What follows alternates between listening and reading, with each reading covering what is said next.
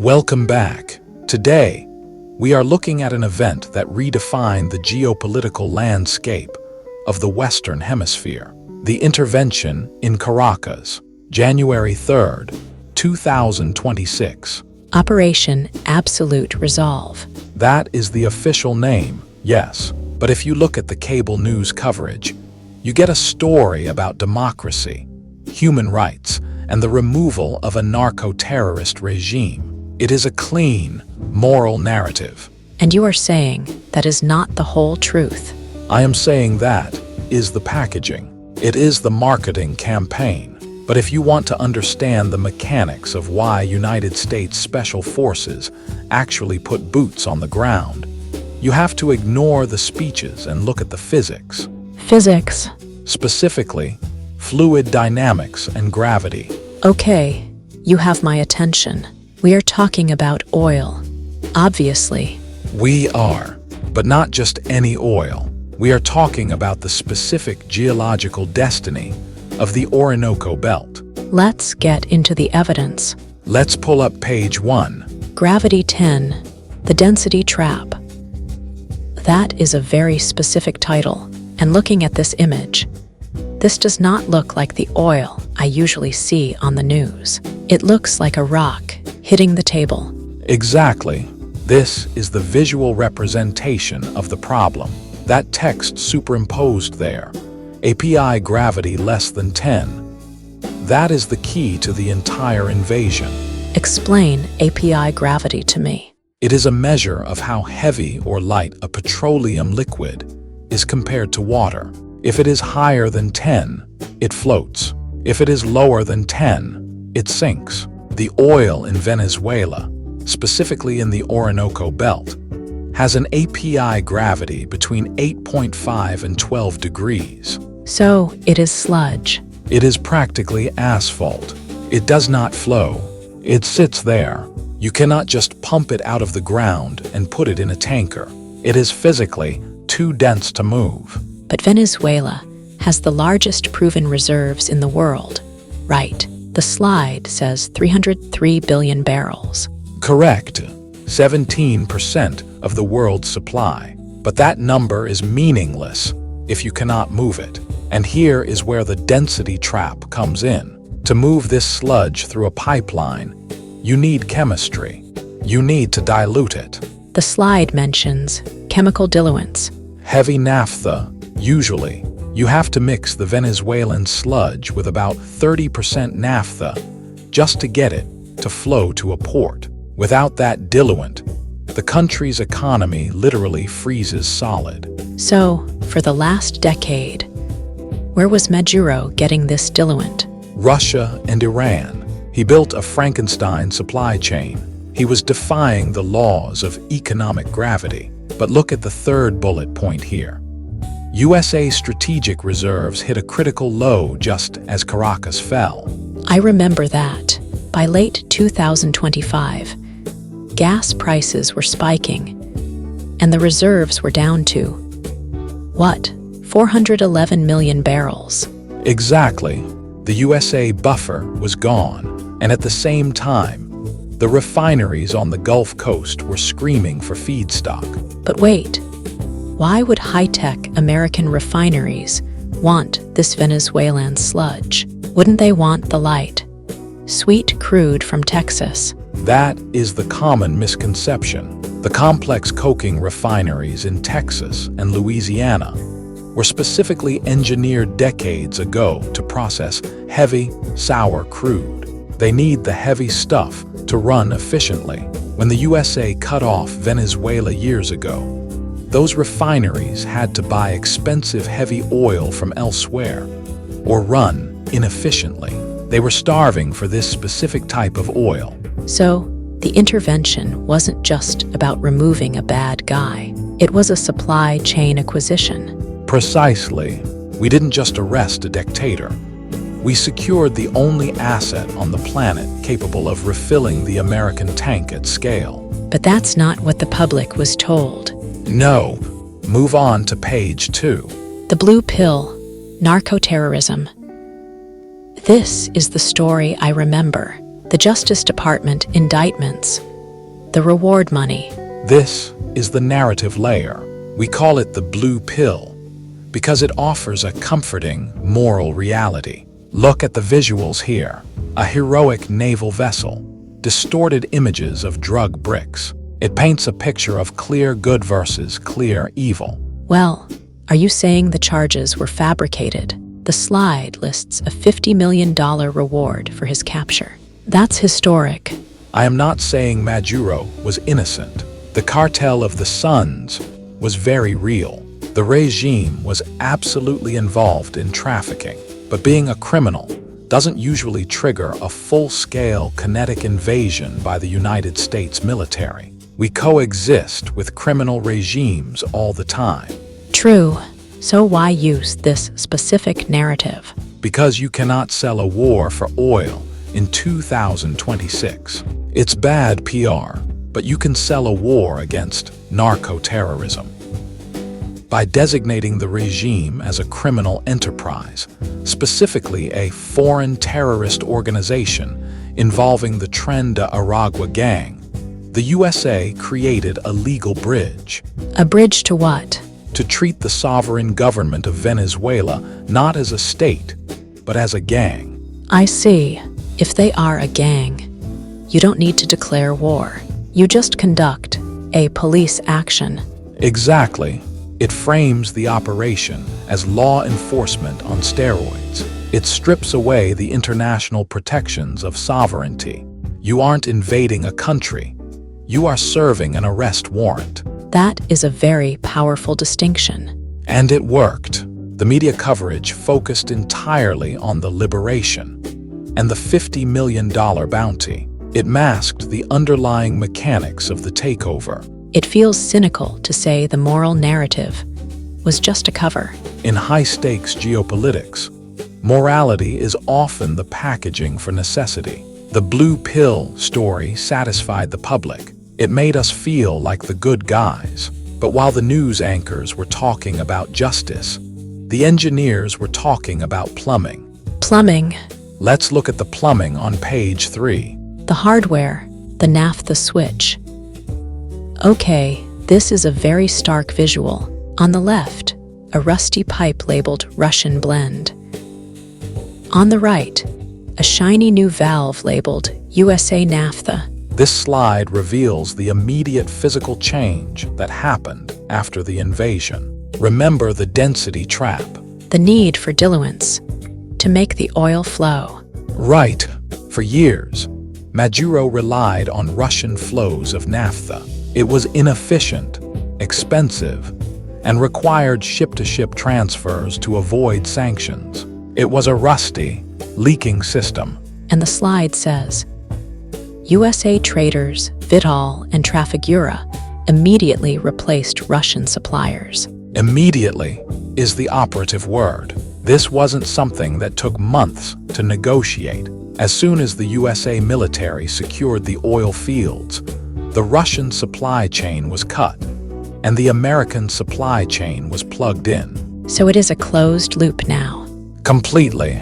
The USA sends the naphtha down to Venezuela. That naphtha blends with the heavy crude. The resulting blend is then shipped back to the USA Gulf Coast. It creates a dependency. It creates total control.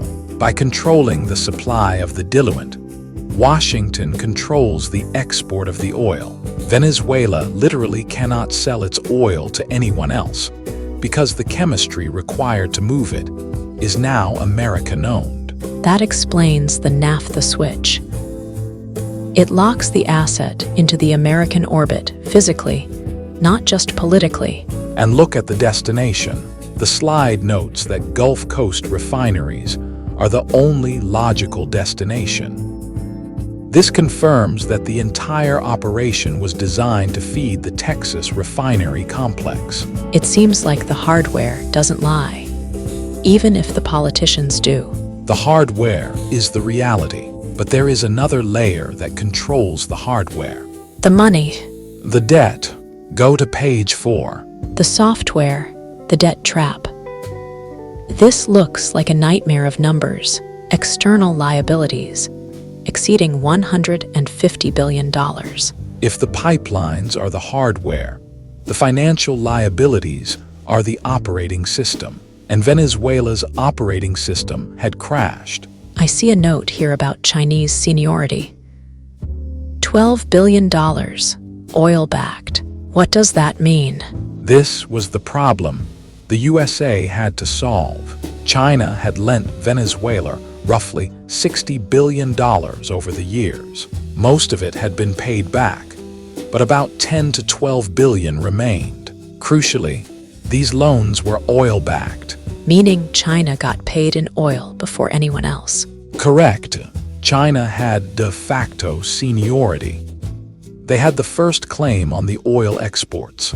As long as Maduro was in power, China effectively owned the revenue stream. So, even if the USA bought the oil, the money would essentially go to paying off China.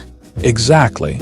And the USA was not about to stage a military intervention, just to help Beijing get its money back. So, how did they break that loop? By crashing the system. Look at the bullet point about the Bank of England. $2 billion in gold frozen. I remember that. They refused to release the gold to Maduro. By freezing the assets and declaring the government illegitimate, the West forced a default. They strangled the cash flow, but the real masterstroke was the regime change itself. How so? When you install a new government, one backed by the USA, that new government acts like a bankruptcy trustee. They can restructure the debt. They can say, we are going to prioritize Western creditors over these predatory Chinese loans. It effectively deletes China's admin privileges on the account. Precisely. It turns a Chinese strategic asset into a distressed asset. It forces China to the back of the line. It's financial warfare. It is the software patch that allows the hardware to work for the USA. But to install that patch, they needed a way to bypass international law. Which brings us back to the legal justification. This brings us to the legal framework on page 5. The source code, alien enemies. This sounds like science fiction. It is actually very old history. The Alien Enemies Act of 1798. 1798. They used a law from the 18th century to invade a country in 2026. It is a break glass in case of emergency law. It allows the president to detain or deport foreign nationals if their home country is deemed to be in a state of predatory incursion against the USA. And the argument was that the migration crisis and the gangs were an invasion. Exactly. By characterizing the Tren de Aragua gang activity and the mass migration as a predatory incursion, the administration created a legal foothold to treat the situation as a war without declaring war. The slide also mentions retroactive FTO designations. This is the modern patch on the old code. By designating the state actors as narco-terrorists and foreign terrorist organizations, they stripped Maduro of his sovereign immunity. Usually, you cannot arrest a head of state. They have immunity. Right, but you can arrest a terrorist. By relabeling the head of state as a terrorist, the USA bypassed the United Nations, bypassed Congress, and bypassed international norms. It is a legal fiction. It is a root access exploit. To use the coding metaphor, it allowed them to validate the kinetic strikes in January 2026. The Department of Justice effectively rebranded the Venezuelan state as a criminal enterprise. So, once the legal code was hacked and the military went in, what happened next? The mask slipped. Now look at page 6. The glitch, the instant pivot. This is where the narrative falls apart. I see a timeline here. January 3rd, Maduro captured. January 7th, USA Energy deal announced. 4 days. That is incredibly fast. It is impossibly fast, unless it was pre-planned. If this was a humanitarian mission, you would expect months of stabilization, elections, aid conferences. Instead, we got a 50 million barrel oil sale. Immediately, the USA Treasury issued General License 46. Almost instantly, it authorized USA entities to lift, refine, and transport Venezuelan oil, provided the money went into monitored accounts. Monitored by whom? The USA Treasury. So, we seized the country.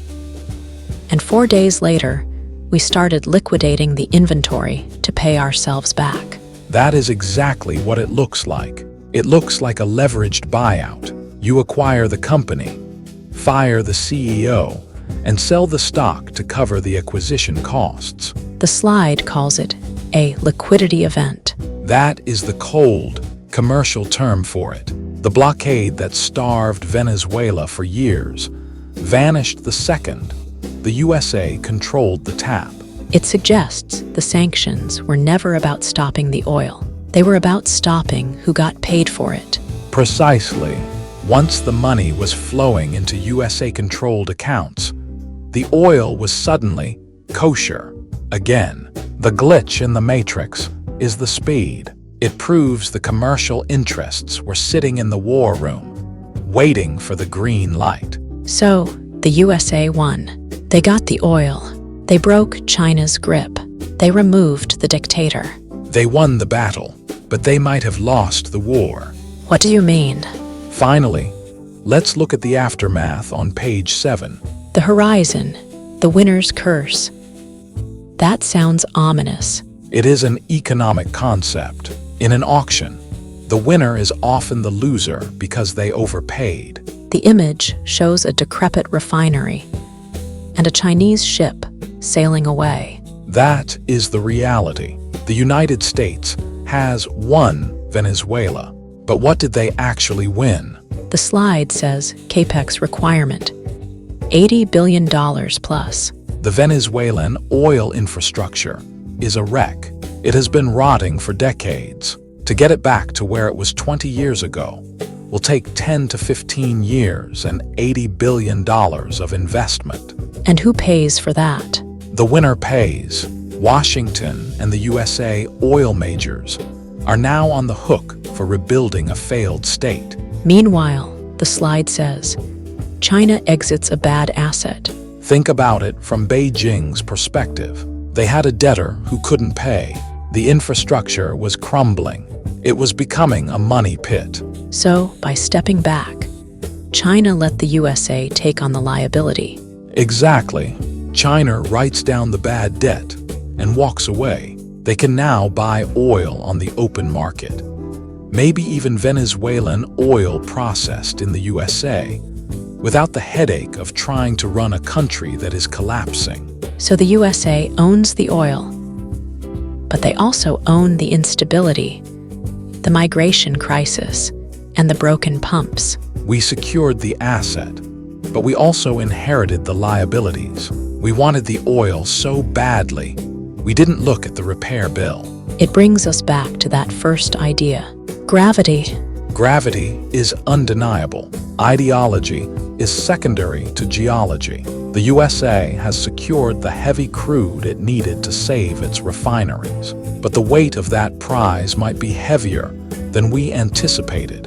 We filled the tank, but we might have broken the engine. That is the story of Gravity 10. The moral narrative was the sales pitch. The oil was the product, and the bill is just coming due. Thank you for walking us through this. It certainly changes how I'll read the headlines tomorrow. Always look at the physics, not the politics.